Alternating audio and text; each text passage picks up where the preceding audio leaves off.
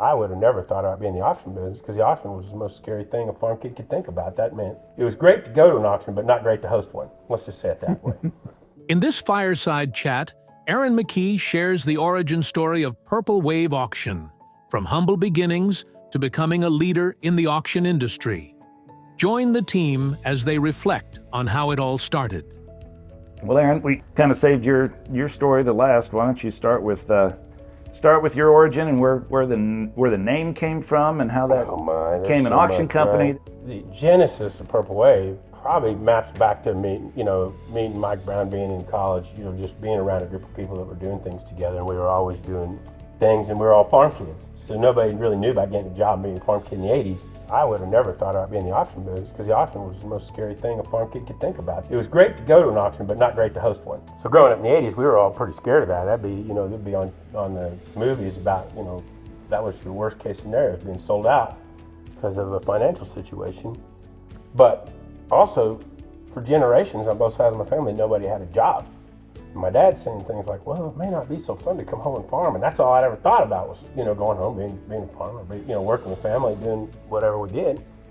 So didn't have a lot of clear direction as to what a career would look like, and ended up, around a group of people that were super motivated to do things, whatever that was, important things together. And that was the college friends that I had.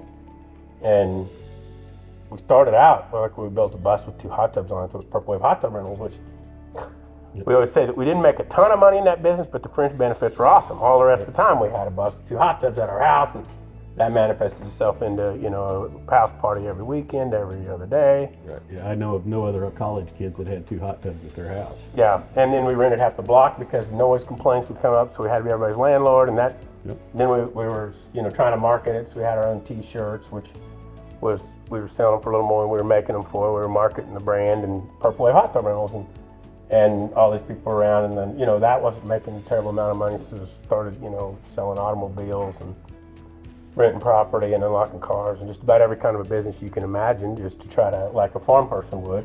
And I'd say it's one of the things, as a farmer, when you got to have a lot of diversification, because the opportunities are time limited, and so that was the mindset. And so I guess I have to say, like, the first genesis of a lot of Purple Wave things were those college businesses and the friendships and working together and collaboration in the community.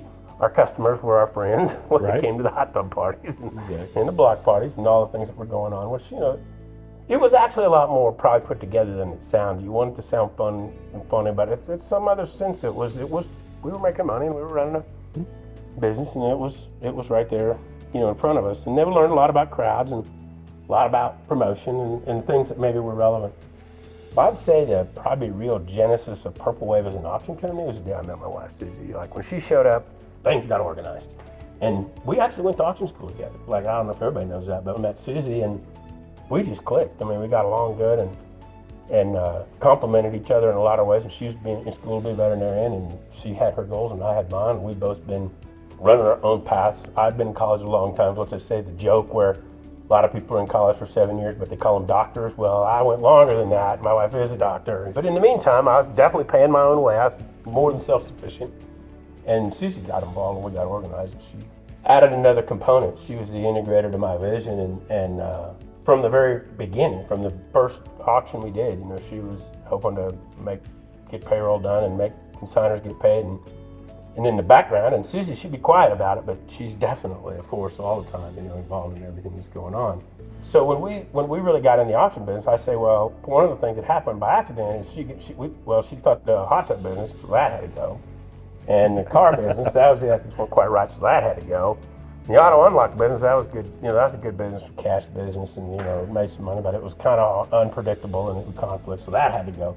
So pretty soon, we're down to one business, it was the auction business, and we had to get good at it. I wish it was like, we meant to do this one thing, but it was so ripe for technology to be inserted into it. And I did like it because you could be honest and transparent about everything. You could tell everything wrong with something and get a fair price. The more honest and transparent you are, really, the better it worked.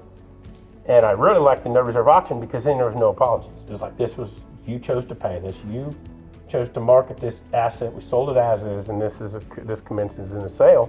For whatever we were doing, we were making a lot of sellers happy, and we were solving hard problems for businesses and for people that need to get rid of assets, get them sold. We're building a group of people we want to be around. So really the genesis of Purple Wave was that partnership that then started to manifest itself into the friends and colleagues that we'd had in our rest of our lives started to come in and be a part of it, including my family. And that was an interesting transition because my dad had been, farming and rented all of our land to my uncle and some cousins, and he came up, started helping implement bids, and we would have never believed that my dad would be in the auction business. We weren't equipment people and we weren't auction people. We were farm people and fixing things. And so kind of our whole focus was doing great auctions, being super transparent, and it was working, and it was being profitable. And then we started bringing this group of people around us that was a unique set of talents. You look away, and all at once, it's 5 years later, and I always joked that, I said before, we'd probably sell as much in a good day now as we did in those first 5 years in dollar volume, but we learned a lot in those first 5 years, and we built a consortium of the team players. So many of them that are here still today, buyers, sellers, employees. A lot of the principles that we landed on during that period of time are still integral and instrumental. So my genesis story, I've always just probably been the person that's bringing together the people and the resources to keep the thing running. And I wish sometimes I had a little more fancy, sexy story to tell about what it all is, but it's a lot of hard work and a lot of great auctions and a lot of great people that have been together. And at one point, then you look around like, this is my community.